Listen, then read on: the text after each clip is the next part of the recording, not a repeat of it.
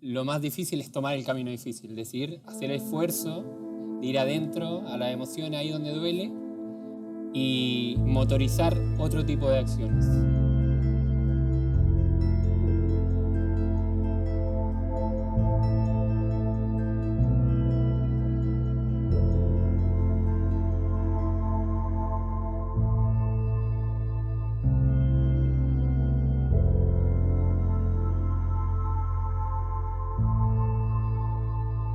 Ahorita, antes de venir, hablaba con un familiar y le hablaba, me estoy yendo al coloquio de masculinidades, y me decían, ¿qué es eso? Mi primo hermano, que acaba de tener su hijo varón, me decía, ¿qué es eso? No saben, no tienen ni idea de que eso existe y que eso se está trabajando. Hace 10 años está la red, yo tampoco sabía. Creo que más que todo interpelaciones personales, no sentirse cómodo con la forma en la que se perpetúa la masculinidad hegemónica. Yo como feminista pues siempre pensaba que los hombres tenían más márgenes de libertad que las mujeres, y con este trabajo me di cuenta que no, pero que la diferencia está que los hombres no se dan cuenta, ¿no? Las mujeres sí nos damos cuenta porque justamente estamos en una situación en la cual para poder remontar a todo lo que se opone a nuestras posibilidades tenemos que hacer uso de nuestra libertad para poder enfrentarlo. Pero para los varones es complicado porque, ¿verdad? Como lo decía, tiene que ver con los privilegios, ¿no? Tiene que ver con el poder, con un podercito en realidad, pero hay una poca reflexión sobre lo que significa eso, ¿no? ¿Cuáles son las implicancias de los mandatos de la masculinidad para ellos? Que los lugares desde donde pensamos la participación es totalmente diferente, ¿no? Y el lugar de las mujeres en estos asuntos tiene que ver con este lugar de la subordinación y lugar de opresión para hacer ejercicios de liberación o de desopresión. Y en el caso de nosotros, ¿desde dónde? ¿Desde dónde hacemos ese ejercicio, no? Si se supone que la masculinidad y el patriarcado nos ha dotado de un poder histórico, ¿no? De un ejercicio de un poder por añadidura, heredando históricamente, ¿no? Entonces, ¿cómo hacemos para desmontar el poder cuando decimos vamos a luchar contra el patriarcado? Y ahí lo que decía Fabri es interesante, ¿no? Entonces, lo masculino o el varón puede ser contradictorio cuando decimos o cómo entra en conflicto o colisiona con el asunto de lo antipatriarcal. Creo que eso es un primer elemento complejo para los hombres cuando nos pensamos en la lógica de la participación, ¿no? Entonces, ¿qué implica para nosotros? ¿Es salir a hacer marchas, hacer cosas en la plaza, movilizarnos? ¿Qué es, no? O cómo más bien pensamos estas participaciones vinculados tanto en lo público con lo íntimo. Un hombre antipatriarcal o un hombre feminista o como se denomina se empieza a volver a dotar de un tipo de poder y prestigio, ¿no? que también en la experiencia argentina han ido sintiendo, ¿no? Entonces yo empiezo a hablar de esto, me vuelvo chévere, ¿no? Entonces es como, qué bacán este hombre que se está deconstruyendo, que es deconstruido, ¿no?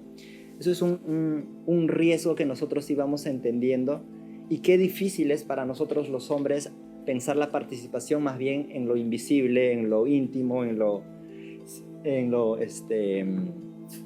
privado, ¿no? Porque en concreto lo privado, lo íntimo no da poder, no da prestigio en la lógica en cómo está organizada nuestra sociedad, ¿no? Nuestra sociedad está organizada de tal forma que aquello que está construido desde lo público, en la lógica de lo público, es más o menos vinculado al dominio masculino, ¿no? Por decirlo de alguna. Al ver que estos grupos familiares o de amigos o en el trabajo tenían estas actitudes machistas, ¿hacían algo o solo se quedaba en la reflexión? Ahí hay una pregunta que me parece clave en esta coyuntura, y es, ¿qué es reparador? ¿Qué es reparador de la violencia machista? ¿Es el escrache? ¿Es la denuncia pública? ¿Es el pedido de disculpas? ¿Es arruinarle la vida al otro como te la arruinó a vos? Y esto tiene que ver con el trabajo que intentamos hacer muchas veces dentro de las universidades, que era algo que también me habían pedido que contemple, digamos, porque vengo trabajando en complicidad con las compañeras que sostienen los protocolos y procedimientos contra las violencias en la universidad, justamente para ver qué hacemos con los varones que son denunciados o escrachados. Y una de las cuestiones que a mí me interesa preguntarnos es qué hacemos los varones con esos varones, ¿no? ¿En qué medida utilizamos esa denuncia que siempre en un principio nos sorprende, que nunca la esperábamos, que menos la esperábamos de él, ¿no? De ese compañero, de ese amigo, de esa persona cercana, que era tan buen tipo? ¿Cómo puede ser que haya ejercido esta violencia machista, ¿no? Siempre nos sorprende la violencia machista cuando nos toca de cerca, justamente porque no responde a los estereotipos de el violento que construimos en los relatos menos fieles, digamos, a una concepción estructural de la violencia machista y patriarcal. Y de algún modo la invitación es a utilizar esas denuncias como espejo, ¿no? ¿En qué medida la violencia que se le señala a ese compañero habla de mis violencias? Aun cuando no sea en la misma medida, ¿no? Si a mi compañero lo denuncian por abuso sexual y yo soy consciente de que nunca abusé sexualmente de alguien, pero ¿cuánto invierto en tener prácticas de consentimiento con mis parejas sexuales?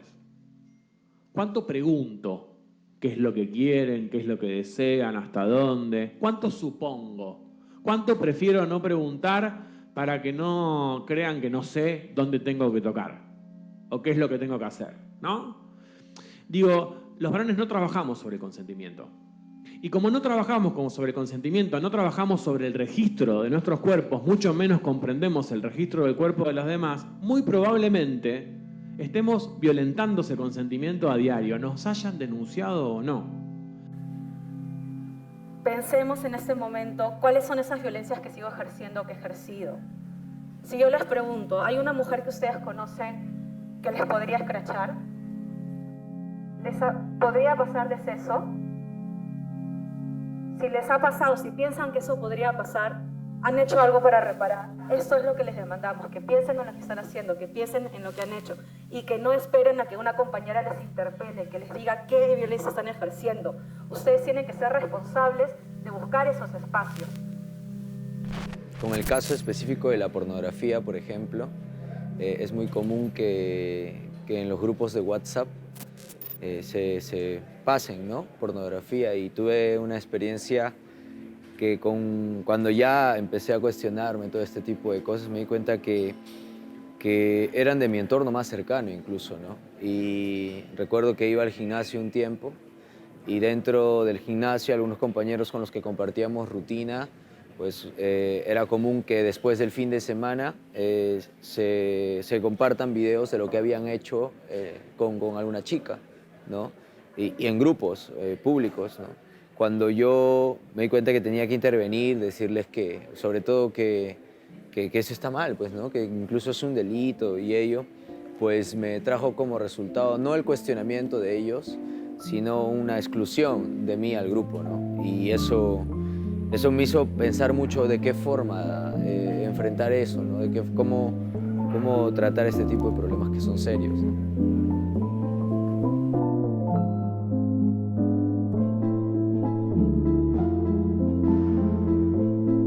Ya llegamos a otra tierra, hay que bajarse y hay que caminar. Y yo diría, no hay esencias. Esta cuestión de la masculinidad es algo en nosotros, no, esas son palabras que les damos a las experiencias. Entonces salgamos de la cuestión esencialista, caminemos a una propuesta construccionista que nos permita comprender que estas identidades son resultado de luchas de grupos sociales y que por eso se han encumbrado, pero que pueden cambiar. También como parte de que, es que pienso así, que son esencias, porque a alguien allá arriba le interesa que yo piense que son esencias. Porque si pienso que son esencias, voy a pensar que no pueden cambiar. Y voy a creer que nunca voy a poder dejar de ser femenina, o masculino, o heterosexual, o alcohólico. Y no son esencias. Responde a una lógica utilitaria construida que yo digo, comencemos a tener más conciencia y dejémosla. Gracias. hablando del año 92, 93, yo hice un estudio sobre el uso del tiempo libre de hombres y mujeres en una zona popular de Lima, sin tener aún conocimientos del tema de género. Pero los resultados de ese estudio fueron sumamente interesantes porque yo veía que tanto la cantidad como la calidad del uso del tiempo libre entre hombres y mujeres era absolutamente distinto y no entendía nada. Y eso me obligó a mí a invitar a una profesora que manejaba el tema de género, que nos hablara sobre el género para entender un poco lo que estaba ocurriendo y para poder analizar los resultados de esa investigación. Sin embargo, yo hice el abogado de diablo porque le pregunté en ese momento, bueno, y con todo esto que usted nos está diciendo, ¿qué ganamos los hombres? Formar parte de esto a mí me ayuda a no salirme de la raya que yo me he marcado, como debe ser mi comportamiento conmigo y con los demás. Para mí ese es un justificativo para participar, poder participar lo más que se pueda, a pesar de que muchas veces no pueda, ¿no? Y no me desengaña de mi propósito. Por más que para muchos diga esto no tiene un costo significativo, ¿no? ¿Qué estoy ganando?